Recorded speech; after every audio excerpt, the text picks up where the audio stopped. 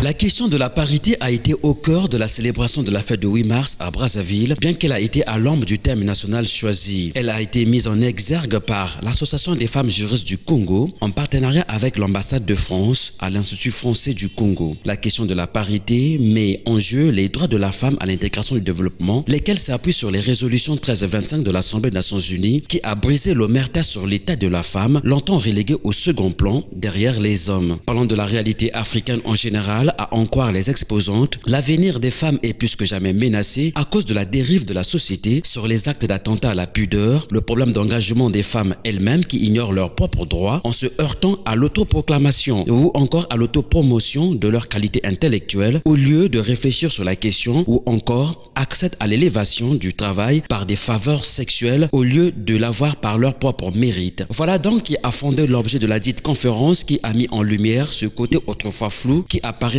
comme négligé dans la plupart des sociétés africaines. La question, c'est juste de savoir quelles sont les premières femmes congolaises ou africaines à avoir jeté des bases sur l'émancipation de la femme dans la société.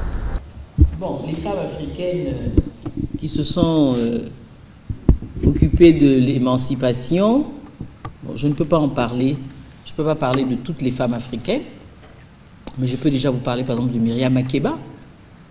Myriam Makeba, qui était originaire de Guinée, d'Afrique du Sud, et elle s'est réfugiée en Guinée parce que justement, elle ne supportait pas le régime d'apartheid.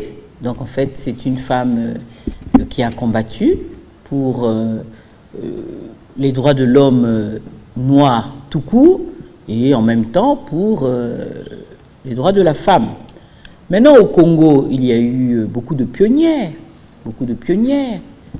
il me revient comme ça pêle-mêle des noms comme Madame Alice Badiangana, Madame Mambou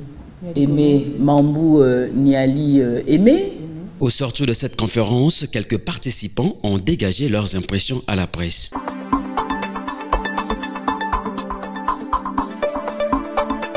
C'était un débat très intéressant qui a plus accès au fait que la femme doit se lever d'elle-même pour essayer de faire avancer les choses. Les textes sont là.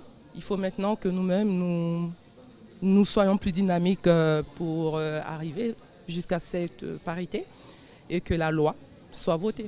Un coup de chapeau aux femmes juristes du Congo parce que Dieu est le Dieu de la parité. Dieu ne fait exception de personne. Devant Dieu, il n'y a donc ni homme, ni femme, ni juif, ni grec, ni esclave, ni libre. Nous sommes tous un en Christ. Et en tant qu'homme de Dieu, je veux apporter la lumière là-dessus, mais sur les Saintes Écritures. Vous voyez par exemple dans l'Ancien Testament, le prophète Joël a prophétisé sur le Saint-Esprit, que dans le dernier jour, Dieu répandra de son esprit sur toute chair. Vos fils et vos filles prophétiseront. Vos jeunes gens auront des visions, etc. Et dans le Nouveau Testament, nous voyons l'accomplissement de cette prophétie-là. Dans Actes chapitre 1, verset 14, il est écrit que tous d'un commun accord, les apôtres et les femmes, ils persévéraient dans la prière. C'était déjà quoi? La parité. Dans Actes 2, verset 1 à 4, il est écrit qu'ils ont reçu le Saint-Esprit. C'était le jour de la Pentecôte. Et plus loin là-bas, l'apôtre Paul dit, c'est ce que, ici s'accomplit ce que le prophète Joël avait annoncé. Que dans les derniers jours, je répandrai de mon esprit sur toute chair, vos fils et vos filles prophétiseront. Vous comprenez? Donc Dieu ne fait exception de personne. Dieu a confirmé la parité en donnant le Saint-Esprit aux hommes comme aux femmes. Voilà. Et moi, en tant que prophète, je soutiens les femmes juristes du Congo dans ce combat sur la parité. Et nous croyons que, comme dans l'Ancienne Alliance, il y a une femme qui était juge, prophétesse en Israël du nom de Déborah. Et elle disait le droit en Israël. Et donc les femmes du Congo doivent se lever dans la parité. Mais il faut signaler une chose, la parité, ça se passe au service, pas à la maison. Dans le foyer, c'est le mari qui est le chef de la femme. Là-bas, il n'y a pas de parité. Là-bas, l'homme est le chef de sa femme. J'estime que la parité est un sujet qui nous concerne en particulier, les femmes, mais qui concerne tous, parce que la parité est le combat des hommes, mais également le combat des femmes, donc le combat de tous. Et je me rends compte que la plupart des femmes se désintéressent, surtout le 8 mars, se désintéressent de tout ce qui est intellectuel. Ce matin, nous avions un défilé, nous avons eu à peu près 10 000 femmes 10 000 femmes, il y avait à peu près 100 carrés de femmes, composés chacun de à peu près 100 femmes. Donc il y avait à peu près 10 000 femmes qui ont défilé pour la parité. Mais je pense que la moitié d'entre elles ne savent pas ce que c'est que la parité.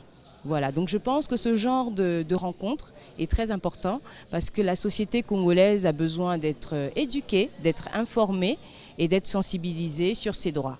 C'est notre journée et généralement on dit que cette journée c'est une journée seulement festive, mais là nous sommes retrouvés ici à l'Institut français pour parler des avancées sur les questions des femmes, la parité. Et aujourd'hui, nous sommes dans un monde où on doit faire avec la femme. Vous avez entendu dans la salle, on a dit que nous sommes dans notre société, 50% de notre population, 52% de notre population est constituée des femmes. Et donc, on doit faire avec les femmes. Et cette parité dont nous parlons, et ce sont les femmes d'abord elles-mêmes qui doivent se lever pour faire avancer les choses. Donc, les impressions ne peuvent qu'être bonne et on espère toujours avec les femmes leaders, avec les femmes journalistes, avec les femmes juristes et avec l'intelligentsia féminine dans notre pays qui fera donc avancer la parité dans notre pays. À la question de savoir que pouvons-nous retenir de cette conférence débat, Madame Jocelyne Milandou, présidente de l'Association des femmes juristes du Congo, s'en est expliquée. Les femmes à prendre à bras le corps ce débat. C'est une question qu'il faut qu'on continue à développer au niveau des entreprises, au niveau des familles, au niveau des communautés religieuses, parce qu'il nous faut cette loi sur la parité. Nous priver de cette loi, c'est comme si l'État voulait se priver de l'expertise de près de 45% des femmes. Parce que nous représentons 52% de la population. Mais dans ces 52%, il y a des femmes qui ont des diplômes, qui ont des qualifications professionnelles. Et donc, il n'y a pas de raison qu'à diplômes égaux, qu'elles ne soient pas recrutées de la même manière et en nombre égal que les hommes. C'est ce que nous revendiquons. Nous revendiquons le pouvoir économique, nous revendiquons le pouvoir politique, nous revendiquons le pouvoir social, nous revendiquons tous les pouvoirs, le pouvoir d'achat.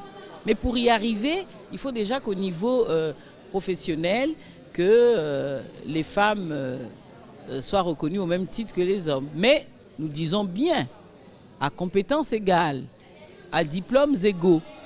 En clair, la conférence débat avait pour objectif de réfléchir sur la question de la parité vis-à-vis de certaines réalités et trouver des pistes de solutions de façon que la femme parvienne à jouir pleinement des mêmes droits que l'homme, prise dans les mêmes conditions sociales et culturelles et traduire leur engagement dans les faits pour une société mieux équilibrée.